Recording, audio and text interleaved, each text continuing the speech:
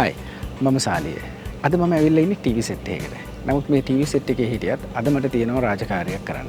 ඒ තමයි මේ TV commercial එක යන ගමන් මගේ ක්ලයන්ට් අවශ්‍ය වෙන ආකාරයේ print images ටිකක් අරන් දෙන එක. ලේසි පාසු වැඩක් නෙමෙයි. ඔයගොල්ලන්ට පේනවා ඇති background එකේ හුඟක් දේවල් සිද්ධ වෙනවා. ටීවී කමර්ෂල් එක තමයි හැම වෙලෙම prioritize වෙන්නේ. ඒ අතරතුර මටත් තියෙනවා මගේ රාජකාරිය කරන්න.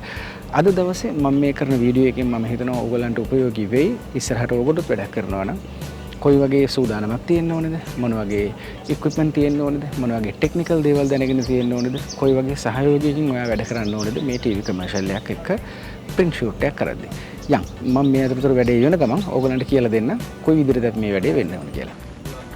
ඉතින් මේ ඔයගොල්ලෝ දකින්නේ TV set එක. බලන්න කොයිතරම් congested ද කොයිතරම් busy තැනක්ද. ඒ අතරතුර අපි අපේ ගියොත් ගෙනල්ලා මෙතන shoot එකක් කරනවා කියලා කියන්නේ කොයිතරම්නම් challenging වැඩක් කියලාද හිතන්නේ. මේ හැමෝ එක්කම සහයෝගයෙන් වැඩ කරන්න ඕන. මේ TV crew එක නිතරම priority දෙන්නේ ඒගොල්ලන්ගේ වැඩේට. ඉතින් මේ වැඩේ කරන ගමන් මගේ වැඩේත් මම කරන්න ඕන. ඉතින් අපි ඉස්සෙල්ලාම කරේ අපි අපේ ගිය තියාගන්න පුළුවන් පහසු තැනක් හොයාගත්තා. ඉතින් මේ තමයි අපිට හම්බෙච්ච තැන ඒ ප්‍රොඩක්ෂන් මැනේජර් දීපු. මෙතනදී මම කරපු දෙයක් තමයි අපිට ස්ටෝරි බෝඩ් එකක් තිබුණේ නැහැ. මටයි ඩිරෙක්ටර්ටයි ප්ලෑන් කරන්න වුණා කොයි විදිහටද මෙතන මේ ෂොට්ස් ටික ගන්න කියලා. දැන් මම ඔයගලන්ට පෙන්නන්නම් මම මොන වගේ ගියර් සෙට් එකක්ද මෙන්න මේ ෂූට් එකට ඉනිෂියලිම සෙටප් එකට දාගත්තේ කියලා. ඉතින් දැන් අතන TV shoot එක යන හින්දා ඒ කාලය ඇතුළත මම ඔයගලන්ට පෙන්නන්නම් අද මම කොයි වගේ equipment ලෑස්ති කරන් ඉන්නේ කියලා. ඔයගලන්ට පේනවා ඇති අද මම ලෑස්ති කරන් ඉන්නවා මගේ Nikon body එක Nikon C7 body එක. ඒ වගේම display එකක්. අද මම මේක තමයි පාවිච්චි කරන්නේ client යි agency එකටයි පෙන්නන්න. මොකද මගේ තෙද cable එකවත් මගේ laptop එක අතට use කරන්න වෙන්නේ නැහැ. මොකද ඉතාමත් සීමිත කාලයක් තමයි මට හම්බෙන්නේ අද shoot එකට. ඒක හින්දා අද මම මේ දෙකෙන් තමයි අද මම ෂූට් එක කරන්න බලාපොරොත්තු වෙන්නේ. ඒකම දැන් ඔයගලන්ට මම පෙන්නන්නම් මෙතන ඩිෆියුසර්ස් ටිකක් තියෙනවා. මේ ඩිෆියුසර්ස් මම බොහෝ දුරට පාවිච්චි කරන්න පුළුවන්. මොකද වීඩියෝ ලයිට් එක harsh වුණොත් මම මේක ඩිෆියුස් කරගන්න ඕනේ අපේ ස්ටිල් ෆොටෝ එකට ගැලපෙන ආකාරයට. ඒක නිසා ස්ටිල් ෆොටෝ එකට ගැලපෙන ආකාරයට යූස් කරනවා නම් මෙන්න මේ ඩිෆියුසර්ස් අනිවාර්යෙන්ම පාවිච්චි කරන්න ඕනේ. නැත්නම් hot spots එන්න පුළුවන්, too harsh වෙන්න පුළුවන්, burn out ගතියක් එන්න පුළුවන්. ඒවා වළක්ව ගන්න තමයි මේ ඩිෆියුසර්ස් මම පාවිච්චි කරන්නේ. ඒත් එක්කම ඔයගලන්ට පේන ඇති මම ලයිට්ස් 4ක් පාවිච්චි කරනවාද ඔක්කොම බැටරි පවර්ඩ් ලයිට්ස් මම පාවිච්චි කරන්නේ කිසිම අවස්ථාවක මම පාවිච්චි කරන්නේ AC පවර් මොකද අපි ඉක්මනට මේ වැඩේ හැඩ ගැහිලා කරන්න ඕනේ අපිට විනාඩි 5ක 10ක කාලයක් මම මුලින් කිව්වා වගේ දෙන හින්දා ඒක නිසා අපි නිතරම පුරුදු වෙන්න ඕනේ බැටරි ලයිට්ස් පාවිච්චි කරන්න TV ෂූට් එකක් අස්සේ කරනවා නම් මේ නේ මధుරිකා ට්‍රේනි DIT අද ලැප්ටොප් එක තිබ්බනම් තමයි ලැප්ටොප් එක බාර වෙන්නේ කියලා මේ ෆස්ට් ඇසිස්ටන්ට් රසික ලයිට්ස් 4ක් පමණයි.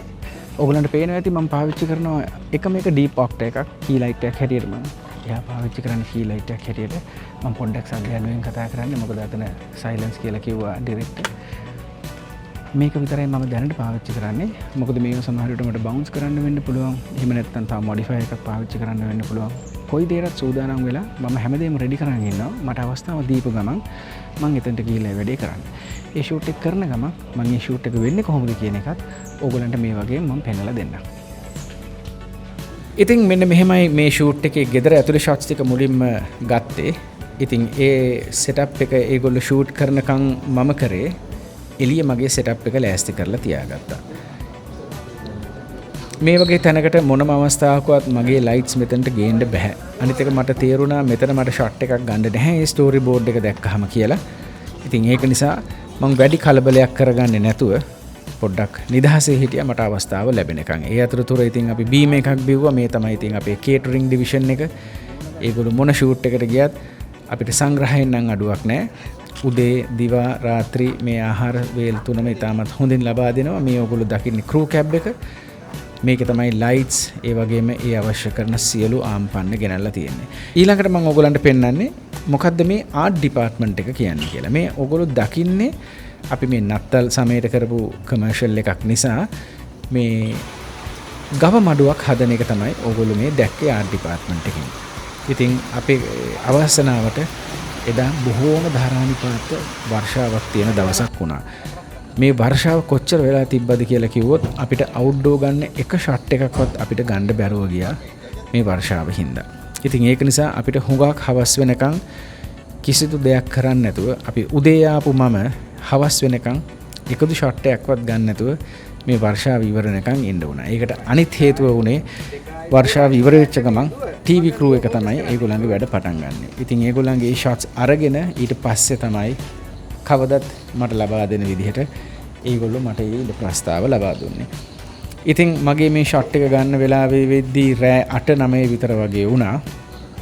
ඉතින් උදේ 10ට 11ට වගේ ගන්න තිබිච්ච ෂොට් එකක් අවසනාවට අපිට හුඟක් රෑ වෙනකන් ඉන්න ඕනේ. ඉතින් මම iWise ඒ වගේ දේවල් පාවිච්චි කරේ නැහැ මේකේ. මොකද මට තේරුණා මේ වගේ ටයිට් ෂෙඩියුල් එකක එච්චර ලක්ෂරි එකක් මට හිටින්නේ නැහැ මේ වගේ ෂූට් එකක් කරන්න කියලා.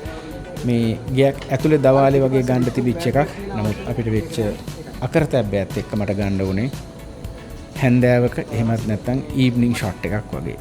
මේකෙදි ඉතින් මගේ ප්‍රෝ ෆොටෝ ලයිට්ස් දෙක තමයි මම පාවිච්චි කරේ.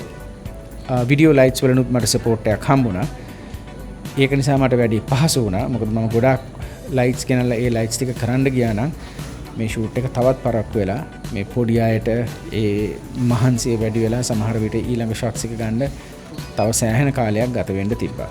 ඉතින් මේ ගවලෙන හදන ෂොට් එක තමයි මම මේ අවස්ථාවේදී ගත්තේ. මම ඔයගලන්ට එක ෂොට් එකයි මේකේ පෙන්වන්නේ. මොකද අනිත් එකත් මේ එන්වයරන්මන්ට් එකේම මේ වගේ කාලයක මේ විදිහටම වෙච්ච හින්දා ඉතින් මම හිතුවා එක ෂොට් එකක් පෙන්නුවත් ඔයගලන්ට අයිඩියා එකක් ගන්න පුළුවන්. කොයිතරම් congested, කොයිතරම් tight, කොයිතරම් highly unexpected situations වලට මේ වගේ TV shoot එකක් ඇතුළත print shoot එකක් කරන්න යන අපිට මුහුණ දෙන්න වෙනවාද කියලා. ඉතින් මේවා තමයි අපිට එදිනදා හම්බෙන challenges. මේ වලට මුහුණ දෙන්න අපි සූදානම් වෙලා ඉන්න ඕනේ. අපි ළඟ excuses තියෙන්න බෑ.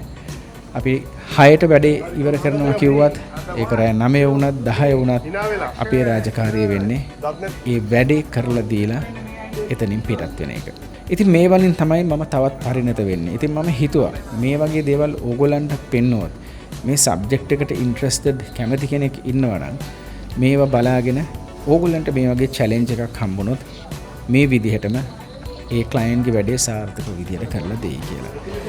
ඉතින් මම හිතනවා මේ එපිසෝඩ් එකකිනුත් නවකෙක් හැටියට ඕගොල්ලෝ ඉන්නවා නම් මේ දේවල් කරන්න කැමති යම් කිසි දැනුමක් ලබා ගන්න ඇති. මේ සබ්ජෙක්ට් එකේ ඕගොල්ලෝ ඉන්න කෙනෙක් නම් ඒක ඊටාම හොඳයි. ඒතර ඕගොල්ලෝ මේ මම විඳපු අත්දැකීම විඳලා ඇති.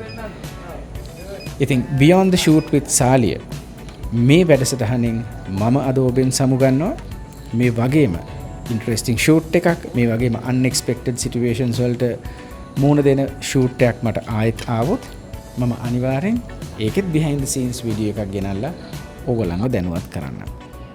ඉතින් දැනට මම ඔබෙන් සමුගන්නවා නැවත හමුවීමේ බලාපොරොත්තුවෙන් ඉතා ඉක්මනින්. ඔබ සැමට සුබ දවසක්.